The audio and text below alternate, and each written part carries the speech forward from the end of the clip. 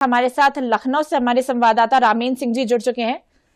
Ramen जी, भाजपा ने 9 में से 7 सीटें जीती, जबकि सपा को सिर्फ 2 सीटों पर ही संतोष करना पड़ा है। क्या आप मानते हैं कि इस तरह की जो परिणाम आए से भाजपा की स्थिति और मजबूत हुई है? देखिए बरखा, जो राजनीतिक आरोप प्रत्यारोप देख रही हूँ वो भी इसी कारण है कि भारतीय जनता पार्टी ने 7 सीटें जीती और समाजवादी पार्टी ने 2 सीटें जीती। समाजवादी पार्टी को उम्मीद था कि उसकी 4 सीटें थी, कम से कम वो सीट तो जीत लेगी। दूसरा सबसे बड़ी चुनौती है कि कुंदरकी में जिस तरह समाजवादी पार्टी की जमानत जब्त हुई है उसको समाजवादी पार्टी पचा नहीं पा रही है और लगातार आरोप लगा रही कि शासन के कारण हुआ, प्रशासन के कारण हुआ। ये तो जन सामान्य जानता है कि 1,44,000 से कोई शासन के सहारे नहीं जीत सकता है। कहीं ना कहीं सपा की तो चूक है, नेताओं की, कार्यकर्ताओं की, पार्टी नीतियों की कोई चूक तो है, तो जिसके कारण कुंदरकी जैसी सीट पर इतनी मजबूत जीत हुई है।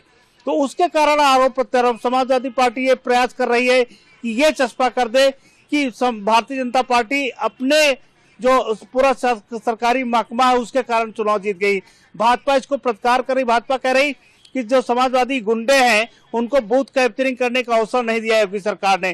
तो दोनों के आरोप प्रत्यारोप हैं और जनता चूंकि देख रही है और सच्चाई समझ रही है। अब वो दौर नहीं है कि सच्चाई न समझ रही हो। तो अभी चुनौतियां समाजवादी पार्टी के सामने ज्यादा है और भाजपा को अपनी उम्मीदों के अनुसार जो चाह रही थी उतनी सीटें मिल गई हैं, तो वो संतुष्ट है और 2027 की तैयारियों में व्यस्त है। बिल्कुल रामेन जी, आप कह रहे थे कि आरोप प्रत्यारोप का दौर शुरू हो गया है। नतीजे आने के बाद अखिलेश यादव की जुबान इतनी तीखी क्यों हो गई है?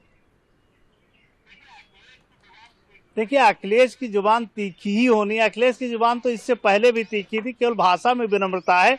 लेकिन अखिलेश जिस तरीके से आरोप लगा रहे थे पहले से, अगर आप उसको पढ़ पाए तो पहले से ही तीखी। अखिलेश के साथ संकट यह है कि अखिलेश का जो कार्यकर्ता है वो सामंजस्य के साथ नहीं रह सकता, वो हल्की भाषा के साथ नहीं रह सकता। उनका जो वोटर है वो चाहता है कि समाजवादी पार्टी लड़ती हुई दिखे और वही उनके पास वोटर है। आप संभल को देख लीजिए, संभल में जो कुछ हुआ उस पर क्या अखिलेश का रिएक्ट आया है।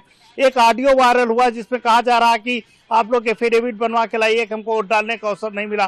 तो ये जो रणनीति पर्दे के पीछे की है वो बहुत दिन तक चलेगी नहीं। लोकसभा में वो चीजें चल गई जो झूठ फरेब था, लेकिन अब नहीं चलेगा क्योंकि भाजपा अलर्ट मोड में है। उसको लगता है कि जो ये झूठ लेकर आएंगे उसको हम पहले से ही पर्दाफाश कर देंगे।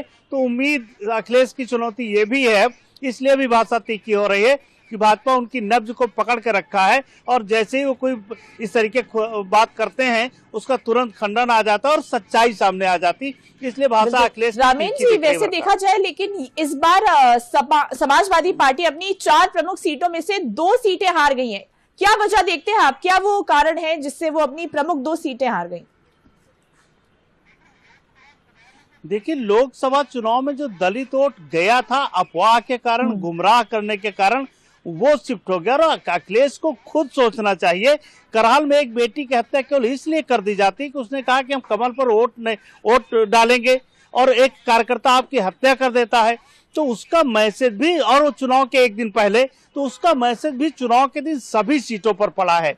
जो दलित वोट है वो उनसे शिफ्ट हुआ है और कुंदरकी में तो मुस्लिम शिफ्ट हुआ है। अखिलेश को तो नए सिरे से सोचना पड़ेगा कि अगर मुसलमान शिफ्ट हो रहा है तो उसके क्या कारण है, मुसलमान क्यों दूर जा रहा है। अभी तक लोकसभा चुनाव में देखा जाता था 4 से 5% मुस्लिम वोट मिलता था।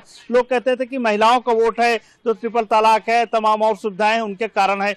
लेकिन यहाँ तो एक लंबा वोट शिफ्ट हुआ है। तो अखिलेश को नए ढंग से अपना देखना पड़ेगा कि समाजवादी पार्टी को अगर चलाना है तो मुस्लिम वोटर का बचाना बहुत महत्वपूर्ण है।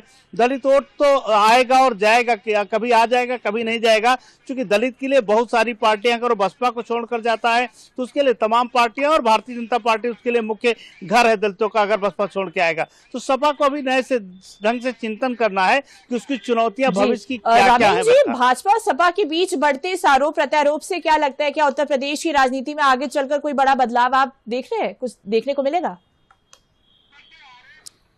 देखिए, आरोप प्रत्यारोप में है क्या कि समाजवादी पार्टी अगर मजबूत है तो भाजपा भी मजबूत है। बसपा के आने के किसी ने कहा, बड़े नेता से पूछा गया कि बसपा को आप लोग नहीं टारगेट करते, तो उन्होंने कहा वो कैडर बेस्ड पार्टी वो खड़ी होगी तो चुनौतियां ज्यादा हैं। अखिलेश क्या है कि केवल ट्विटर पर वार करते हैं, जमीन पर बहुत सारी चीजें नहीं है। भाजपा को भी ये सूट करता है कि अखिलेश यादव प्रत्यार करते रहे, लेकिन अखिलेश की चुनौतियां अलग है। अखिलेश लोकसभा में जितना मजबूती से उभर कर आए हैं, अगर विधानसभा में 2027 में नहीं आए तो आने वाला दौर समाजवादी पार्टी के लिए बहुत चुनौती भरा है। जो ये पार्टी दिख रही है बहुत मिनिमम में सिमट जाएगी अगर अगली बार सत्ता में नहीं आते, क्योंकि संघर्ष करते करते 10-15 साल तक कोई वोटर आपके साथ नहीं रहता है। मुस्लिम को भी लगेगा कि दूसरी पार्टियों में शिफ्ट हो, अखिलेश नहीं मजबूत स्थिति में है।